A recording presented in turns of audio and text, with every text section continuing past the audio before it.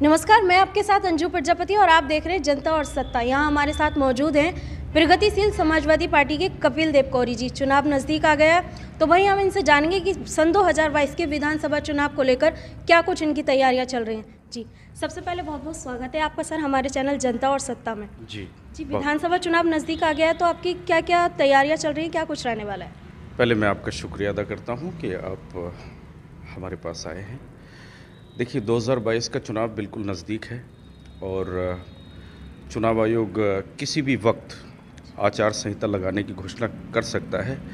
Samajwadi party और जो सहयोगी गठबंधन हैं, दल हैं, उनकी पूरी तैयारी है और हमारा जो रामपुर ज़िला है, ये हम 5 सीटें इस बार जीतने जा रहे हैं।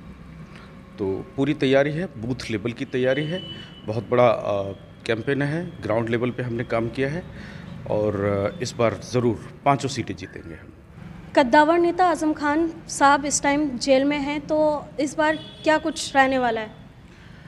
देखिए, जग जाहिर है कि जब जब सत्ता ने जुल्म किया है और आजम खान जैसे शख्स पे जुल्म किया है, तब तक जनता उनके साथ हुई है।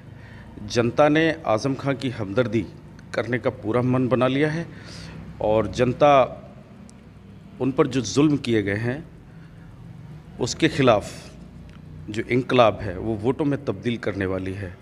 मैं एक बात और कहना चाहता हूँ आपके माध्यम से, जो लोग सोच रहे हैं कि आजम खान जेल में है तो चुनाव का क्या होगा, जो लोग सोच रहे हैं कि मंत्री जी के ना रहने से कोई प्रभाव पड़ेगा, मैं उनको कहना चाहता हूँ कि रामपुर ज़िले में कोई भी प्रत्याशी जो भी चुनाव लड़ता है समाजवादी पार्टी और गठबंधन की तरफ से, वो आजम खां के रूप में चुनाव लड़ता है। और आजम खां यदि जेल से अपनी चप्पलें अपनी खड़ाऊं भिजवा देंगे तो हमारे गठबंधन के सारे कार्यकर्ता उन खड़ाऊं को चुनाव जिताएंगे और भारतीय जनता पार्टी की जितने भी प्रत्याशी हैं उनकी ज़मानतें जब्त कर लेंगे। जी, चुनाव को लेकर आपकी क्या प्रक्रिया है? क्या आप चुनाव लड़ेंगे? ये हमारे नेताजी माननीय मोहम्मद आज़म खां साहब तय करेंगे किसको चुनाव लड़ना है, किसको नहीं लड़ना है। जो भी भूमिका हमें दी जाएगी हम उस पर खरा उतरने का कि पूरी ठान लिया है। अगर चुनाव लड़ने के लिए कहा जाएगा तो चुनाव लड़ेंगे। एक अच्छे कार्यकर्ता के रूप में भी उनके सामने बिल्कुल तैयार हैं और तन मन धन से तैयार हैं। जो पिछले विधायक रह चुके हैं तो उन्होंने कितना कार्य, धरातल पर कितना कार्य किया है उन्होंने? आप नाम बताएंगे किस विधायक के बारे में जिक्र कर रहे हैं? राजवाला जी के।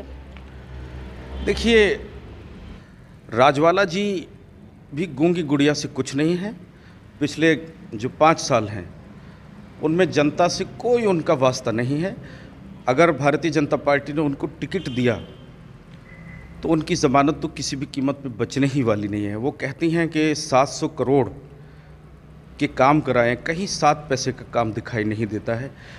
यहाँ पूरे 5 साल विधायकी करते हुए हो गए और रेलवे जो है, रेलवे क्रॉसिंग पर एक अंडरपास के लिए लोग बैठे हैं, किसान आंदोलन चल रहा है। अब देखिए उनका, और उन्हीं के संगठन के हैं, आरएसएस से जॉइंट किसान संघ है, वो धरना दे रहा है। तो ये आलम है उनके विकास का। और उनके पतिदेव ने जो लूट खसोट मचाई है कोटा डीलरों से और सरकारी विभागों से, वो सबको पता है। आप तो उनकी मामूली विधायक के बारे में जिक्र कर रहे हैं। अभी प्रदेश के मुखिया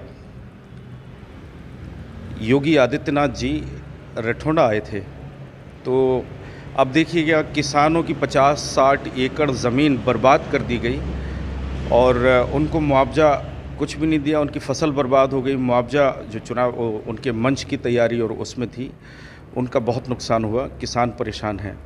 दूसरा मैं बताऊं, योगी जी अपने आप को बहुत बड़ा भक्त प्रस्तुत करते हैं सबके सामने, हिंदू समुदाय के सामने। लेकिन जब वो रठौंडा आए तो उन्होंने रठौंडा मंदिर परिसर में भगवान भोलेनाथ के दर्शन करना गवारा नहीं समझा। इससे साधु समाज और समस्त हिंदू समुदाय में बेहद रोष है। 2022 में क्या लगता है आपको कि किसकी सरकार बनने वाली है? जाहिर है 2022 में समाजवादी पार्टी की सरकार, समाजवादी गठबंधन की सरकार, अखिलेश यादव मुख्यमंत्री और हमारे माननीय मोहम्मद आज़म खान साहब किसी बड़े पद पर मंत्री बनेंगे। और जो लोग उन पर जुल्म ढा रहे हैं वो तैयार रहें, बिल्कुल तैयार रहें। ये थे हमारे साथ कपिल देव कोरी जी। फिलहाल कपिल देव कोरी जी का यही कहना है कि सन 2022 में सपा की सरकार बनने वाली है। मैं अपने सहयोगी के साथ अंजू प्रजापति, देखते रहिए जनता और सत्ता।